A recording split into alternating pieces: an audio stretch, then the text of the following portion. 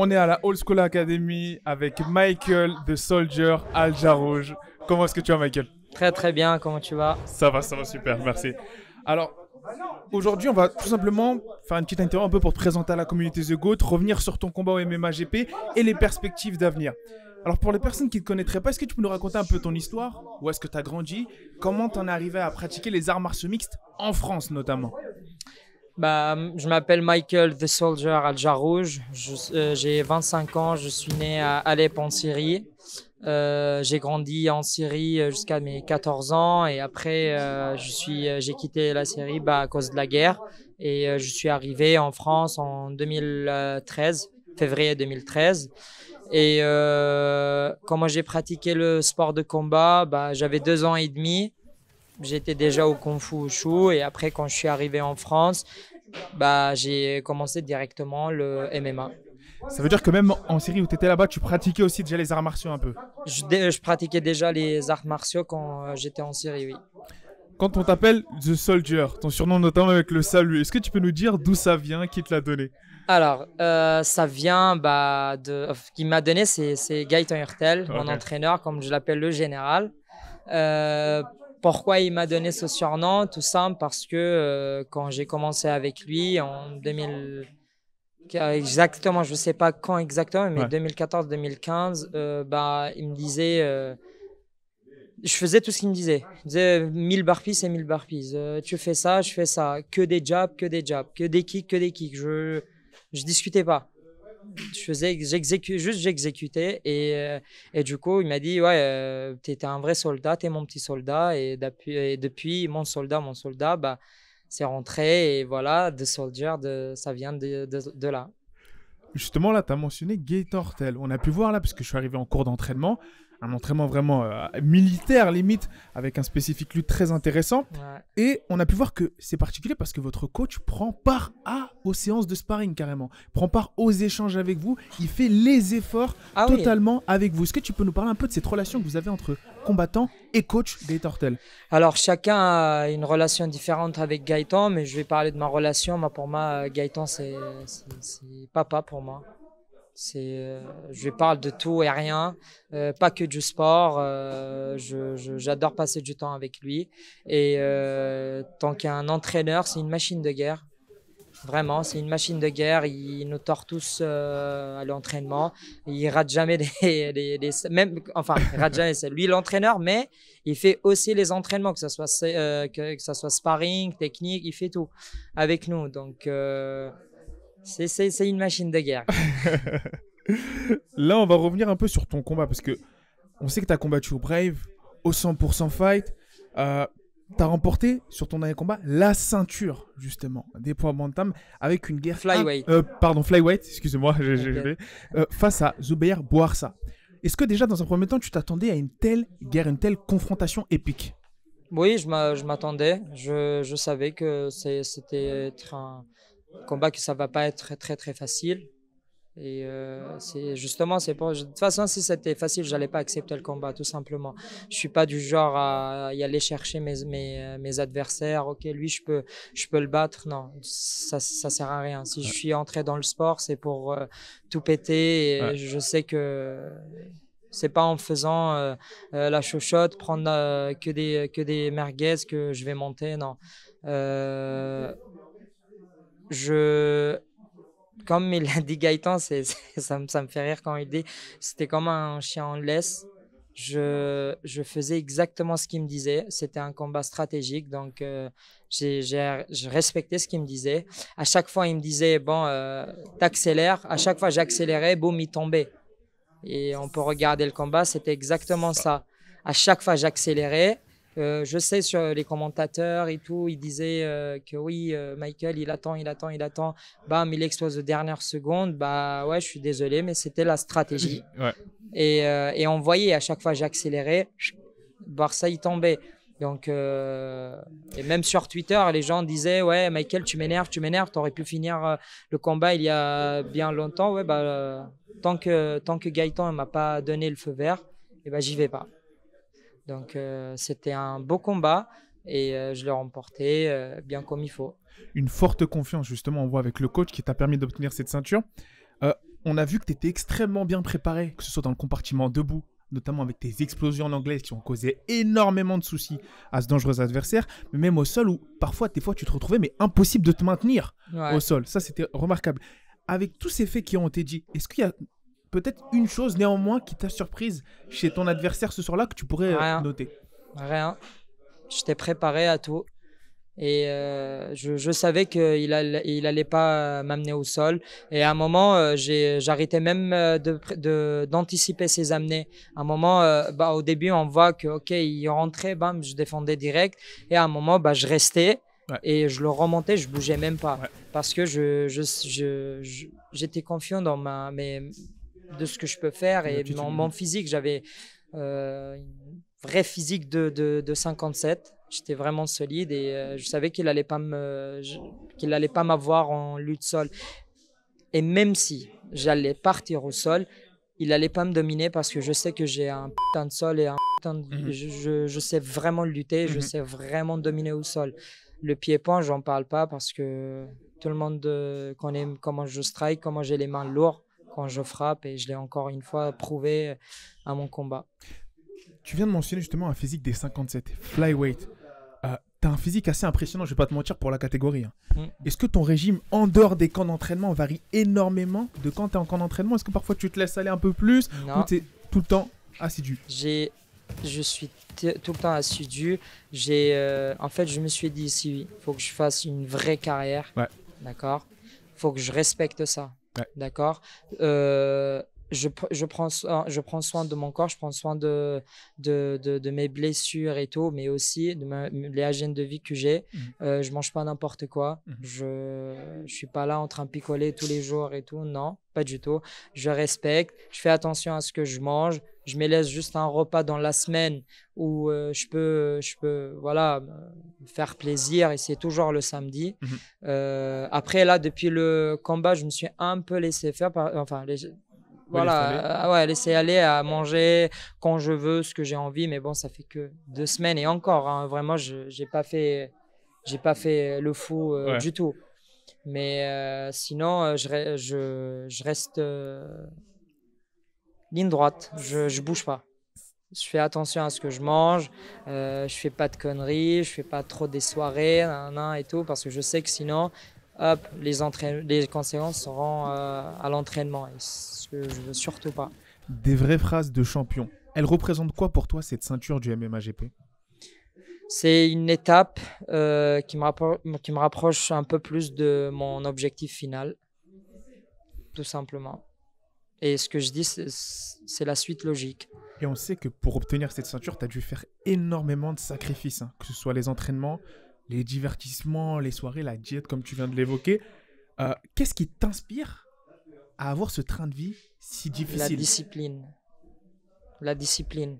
Je peux plus dire c'est la motivation, non, c'est la discipline. Motivation, ça on peut l'avoir qu'en début de carrière, mais au bout d'un moment, si j'ai besoin de quelqu'un pour me motiver d'y aller à l'entraînement, ça sert à rien. Il faut que j'aille me coucher, j'arrête le sport. C'est la discipline. T'as mal, tu vas à l'entraînement. T'es fatigué, tu vas à l'entraînement. T'as pas envie, quand même, tu vas à l'entraînement. C'est la discipline qui va m'amener à mon objectif final.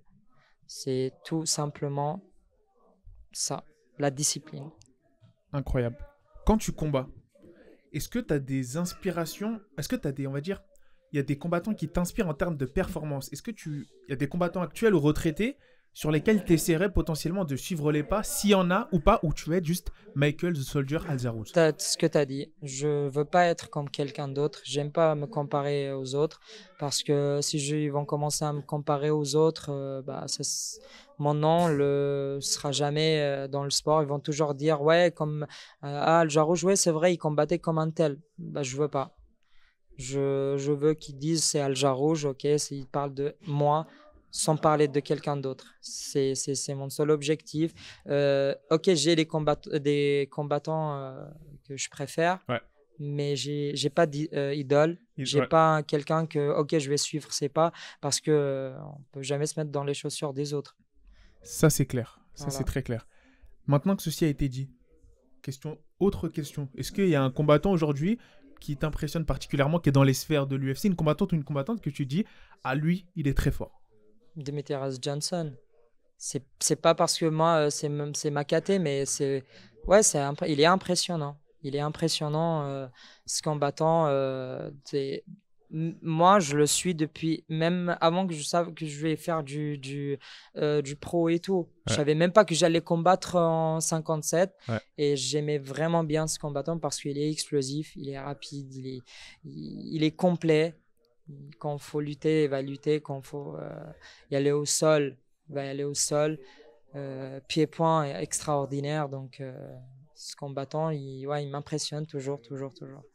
Très très fort, The Mighty Mouse. Mighty Mouse. Maintenant que tu as la ceinture du MMA GP, est-ce que, avec Gaëtan, vous avez un peu parlé de la suite avec l'organisation? Est-ce que tu comptes faire quelques défenses d'abord, directement viser quelques organisations mondiales? Comment est-ce que ça peut se passer? À quoi on peut s'attendre pour The Soldier? Attendre à que je défende ma ceinture quelques fois au moins. Ok. Ça, c'est sûr et certain. Je suis Mhm. très bien en MMA GP. C'est pour ça que je suis le champion de cette organisation. Donc là, je vais défendre ma ceinture. Je suis en train encore de réparer mon nez. Comme je me suis cassé le nez Ok. à cause de 2 chocs de tête durant le combat. Ça va, j'ai pas eu d'opération. J'ai eu un peu mal quand il m'a replacé le nez, le médecin, mais ça va. Mais revenons, je vais défendre ma ceinture en moins 2 fois. Je dis ça parce que vous êtes des combattants, on va pas se mentir, à la old school, vous attisez un peu là. Il y a des organisations, on m'a dit, qui avaient pas mal d'intérêt sur vous, notamment Alphonse Rocher et autres. Est-ce que toi, avant le combat, je parle, avant ton combat, pendant que tu es au MAGP, tu as reçu des intérêts d'autres organisations potentielles par Non, non. non. Après moi, ma situation est un peu particulière. Ok. Donc avec mon statut réfugié, Ouais. ça intéresse pas trop. Enfin, ça intéresse et ça intéresse pas en même temps parce que je sais ce que je vaux. Ouais. Ok, ça peut être pour les gens qui connaissent pas, ils disent ouais, il est arrogant et tout. Je m'en fous de ça. Je sais que j'ai confiance en moi. Je sais ce que je vaux. Je sais qu'il y a trop de gens qui s'intéressent à mon profil, mais il y a le truc que je suis réfugié politique qui hésitent un peu parce que je peux pas trop voyager. Il me faut toujours le visa, un et tout. Je comprends. Mais j'ai rien reçu et je m'occupe pas de ça parce que je suis au MAGP pour le moment. Excellent. Donc je regarde juste ce que mon prochaine étape, l'étape suivante, c'est défendre la ceinture. Stop. Tu as parlé de étape par étape, ne pas vraiment brûler les étapes, vraiment voir ce qu'il y a en face de toi. Là, je vais te poser une question qui va un peu à l'encontre. Où est-ce que tu te verrais sportivement dans 5 ans? Dans 5 ans, sûr et certain dans une grosse organisation. Et 5 ans, ça veut dire j'aurai 30 ans. Ouais. Et ça veut dire que je serai dans le top du top de ma forme, performance et tout. Et je serai dans une très grosse organisation.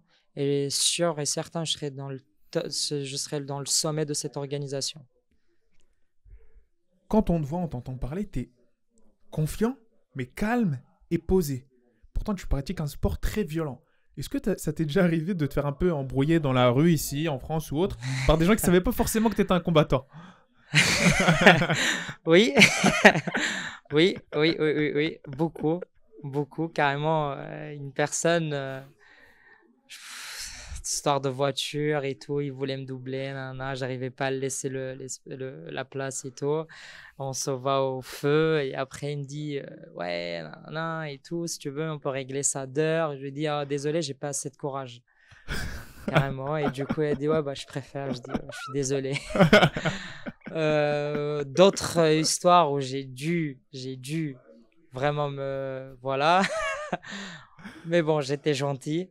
Donc, ouais, ça arrive. Ça arrive. C'est intéressant. Ouais. Souvent, parce que les oreilles, c'est pas tout le monde connaît c'est quoi, mais je sais avec ce que j'ai là-dedans et juste parler, je sais que je peux régler trop de problèmes. Il n'y a pas besoin de passer.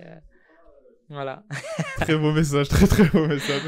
Enfin, là, on arrive à la dernière question un peu. Hein. Il y a un autre combattant avec qui tu t'entraînes, justement, enfin avec qui tu t'entraînes, qui a justement combattu Alvin et même Adam Messigny, avec qui, voilà, justement, avec qui tu t'entraînes, ça te fait quoi de les voir? Même aussi, on a pu voir Alpha Rocher, ça te fait quoi de savoir que tu performes avec eux? Est-ce que ça te donne une motivation de savoir que tu vas combattre sur la même carte qu'eux?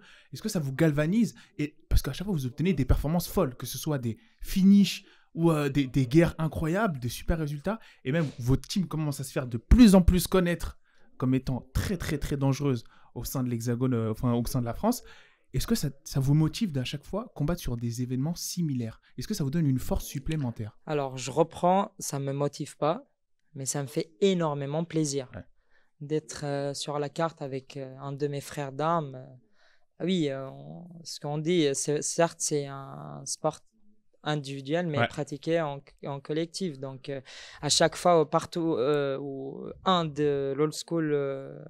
de l'old school combat, bah, c'est tout l'old school combat. Et tu l'as vu au gradin, tu l'as vu au Zénith, hein, ils ont fait trembler la salle. Et bah, ça, c'est même tu étais au Supreme League. Tu as vu ce qui s'est passé. Donc, à chaque fois, il y a un combattant qui combat de l'old school. C'est une famille. On va tous ensemble. Quand il y a un qui combat, on combat tous. Et ça me motive pas, mais ça me fait énormément plaisir OK, il y a un frère d'armes qui va combattre avec moi. Et oui. Et après, peut-être pour une prochaine fois où tu seras à l'intérieur avec nous, tu vas voir que OK, on combat et tout, mais chacun est dans son coin. Voilà, on est des professionnels, d'accord. Il va y aller s'échauffer, on le laisse tranquille, on se calcule même pas. Franchement, moi, j'ai même pas dit félicitations vraiment à Adam ou à Alvin. Si, Adam, si, mais pas Alvin parce que moi, je m'échauffais. Donc, voilà, juste avant que j'entre dans la cage, je m'a fait un câlin et je lui ai même pas dit félicitations. C'est après que je lui ai dit félicitations. Donc, magnifique. Voilà. Mais ça fait toujours plaisir d'être sur la carte de quelqu'un du club. Dernière question avant de conclure. Tu as eu la ceinture, tu es un champion. Est-ce que tu auras un message pour les jeunes, justement, qui veulent aussi devenir champions comme toi? Les jeunes qui commencent actuellement leur carrière de MMA et qui veulent atteindre là où tu es actuellement. Mon mission, c'est que c'est que le début. Hein. Est-ce que tu aurais quelques mots à leur dire avant de nous quitter?